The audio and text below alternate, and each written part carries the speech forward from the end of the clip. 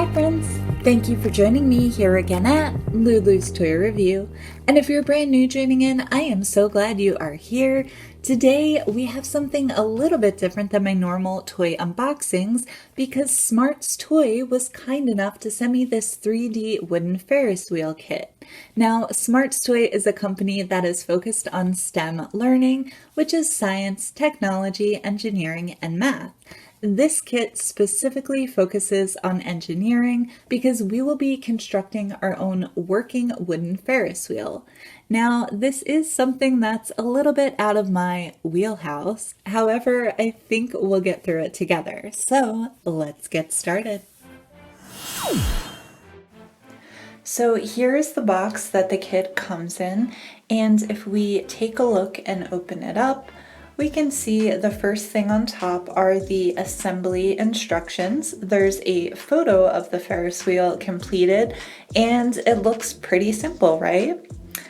When you unfold the instructions, however, you can see that they get a little bit more complicated, and I'm not gonna lie, I was pretty intimidated by this.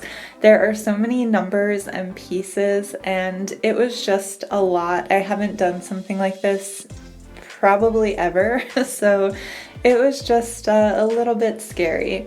So if we flip that over, we can see all the different instructions which are in portions. So first we have to make the carts for the Ferris wheel.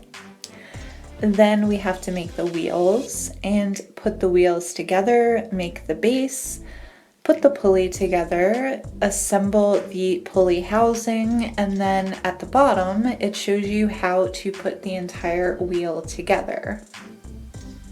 So next up we'll take a look at everything that was inside of the kit, starting with the wooden boards that house all of the parts needed to assemble your Ferris wheel, and you have to pop them out of the board piece by piece.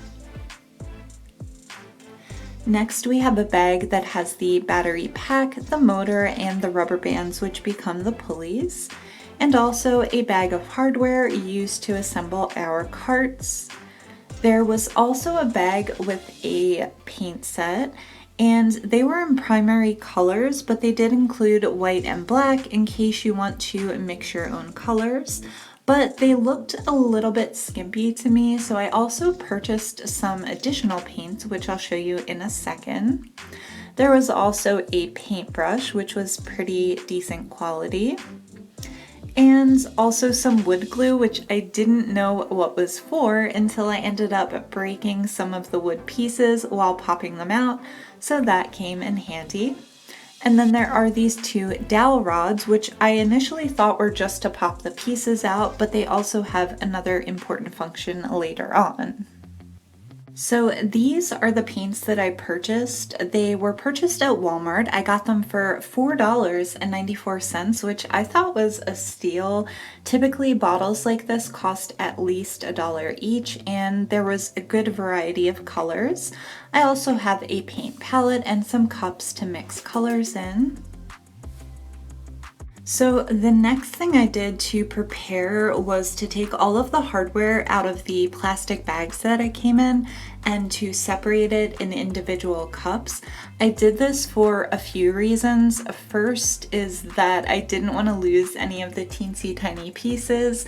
I also didn't want them to be rolling around my work area.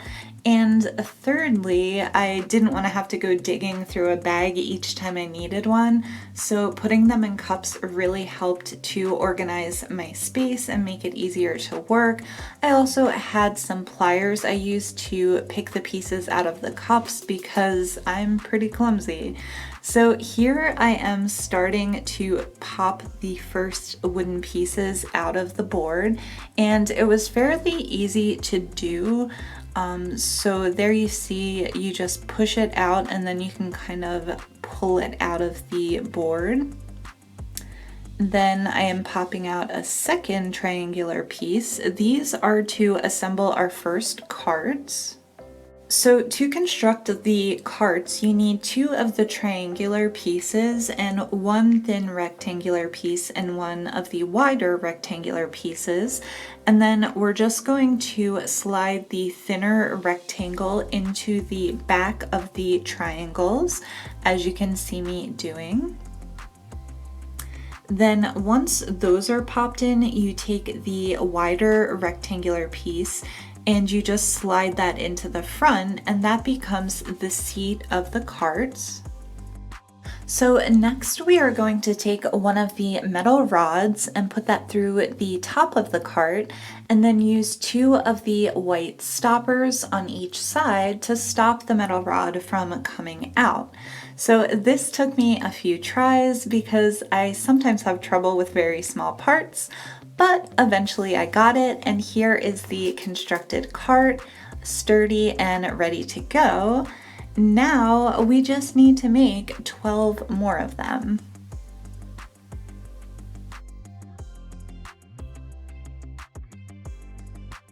So one thing to be aware of is sometimes when you're popping out the wooden pieces, they don't come out clean, and there are some wooden jagged edges and splinters. There was a square of sandpaper that came with the kit, and I used that to buff off any of the jagged edges or splinters. That came in handy a lot. So here we have all 12 carts ready to go. The next step in the process is to make our wheel.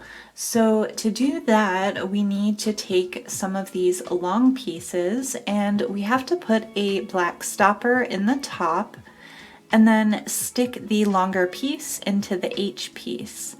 And we need to make 24 of these, so it was sort of a timely process.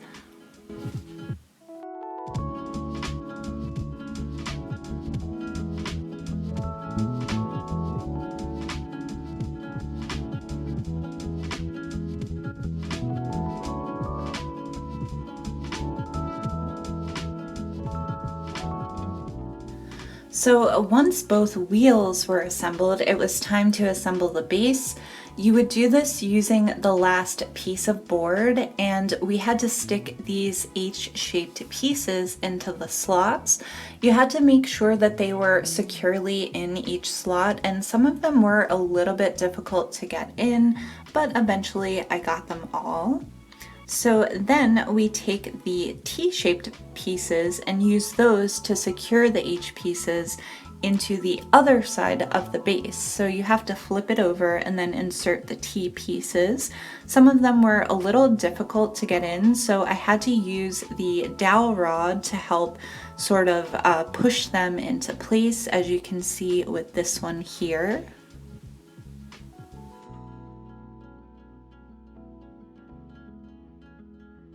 So the next step in the process was to secure the motor to the base.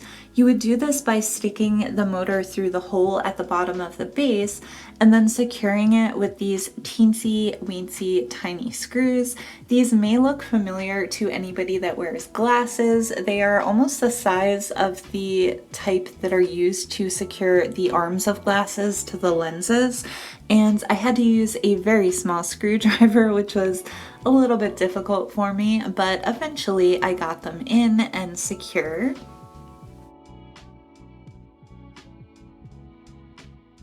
So the next step was probably the most difficult, which was assembling the pulley system. First, we had to insert these black stoppers into this part of the base, and then insert these small rods into the black stoppers. Next, we are going to make the largest wheel of the pulley system. We are going to do that with these 3 circular pieces, and we are going to put them together sort of like an Oreo cookie, with the 2 largest on the outside and the smaller one in the center. And then we are going to use these small square wooden pieces to secure them together by inserting these through the slots. They were a little bit difficult to get in, but I think it was meant to be that way so that the circular wheel was secure in the ends.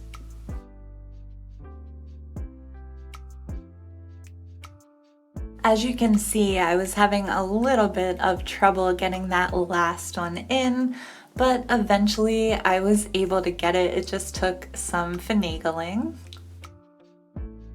So this is where things got a little bit difficult for me. So the next step in the instructions said that we were to use the wooden dowel rod and stick it through the hole in the center of our Oreo cookie. However, the hole in the center did not seem to fit this dowel rod. So here I am wondering if we were meant to put the metal rod in the center, but that didn't seem to make sense, and I was just a little bit confused, just thinking, what am I gonna do? How am I gonna get this dowel rod into this cookie? Ta-da! Never be afraid to ask for a little help, guys. I was able to have my wonderful husband take a stab at this, and he was able to get it right in. Turns out you just had to twist it a million times, but it's good to go. So now we can continue. So now we are ready to assemble our pulley system. We are going to first take these two plastic pulleys and put them on the metal rods on the base. And then we're going to take the first rubber band and put that from the bottom pulley to the left one, easy peasy. Then we'll take a second rubber band and put that one from the second pulley to the third pulley. Again, easy peasy. Then we'll take a third rubber band and put that from the third pulley to the wheel at the top, and oof, not so easy peasy. I messed this up the first time, and I found out that in order to get it without it popping off, you have to really hold it in place. So I used my thumb to hold the third pulley down while I fastened it to the wheel, and that worked a lot better. So here we have our finished pulley system ready to go. To complete the pulley system, we still have to add the second part of the base. So that goes on top of the other side, and it is fastened with those black stoppers. So those are inserted into the small rods, and you just have to push it together, and there we go. So now we finally have all of our pieces done. This was about 4 hours of work, and now we're just going to start the painting. I did have a concept in mind before I started painting, but first I thought I needed some more brushes other than the one that was provided. So I bought this pack of brushes from Walmart. It was about $7, and they were actually really nice. There were 15 in the pack, all different sizes and brush shapes, and they were really comfortable to use. Here I am putting them in a Hair Doorables bottle that I had from a doll, and they fit perfectly in there. I wanted to do a pastel rainbow a la Mariah Elizabeth. If you haven't seen her videos, you should definitely check them out. So I had to determine which paints were okay as is, which ended up being the pink, the blue, and the green, but I had to mix up some orange, violet, and also yellow. So that's what I'm doing here, just trying to mix the colors until I get a version of the color that I'm happy with. And eventually I think they turned out really good. So here are the 6 paint colors I will be using. Here are the carts all painted. This is just after the first coat, and the coverage was a little bit lacking. I ended up doing 3 coats in all. Next, I had to paint the spokes of the wheel. There were 2 spokes per color per wheel, so I did each color individually, and I painted the spokes across from each other so that the colors would alternate in the correct sequence of a rainbow.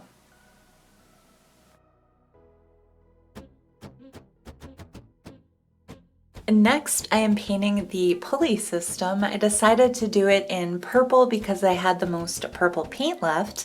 And then I had to paint the base. I attempted to do a blended rainbow.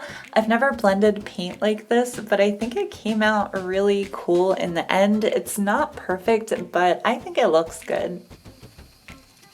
And voila, here is our finished Ferris wheel. I did add some jewels on the front just for some flair. And how cool does this look motorized, spinning around? I am so in love with the finished product. It was a lot of work, but it was definitely worth it in the end.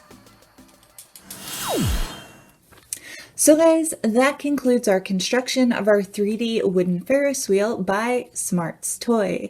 So I'm not gonna lie, this was a little bit of a challenge for me. I have not constructed anything like this in years, if ever.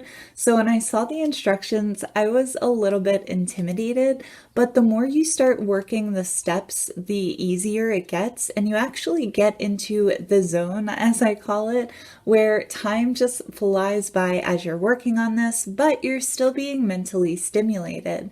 I think it's a great project for any kids, but also any adults that enjoy doing crafts. And the final product just looks amazing. And turning on the button and seeing it work is just a really great feeling. If you guys want to build this yourself, you can find it on Amazon. You just want to search 3D wooden Ferris wheel and make sure you see the Smarts Toy logo. I want to thank Smarts Toy again for sending me this kit. It was super fun to build. Thank you guys as always for watching. I so appreciate it. If you like this video, please subscribe or follow me on Instagram at Lulu's Toy Revue. And as always, have a terrific day. Bye!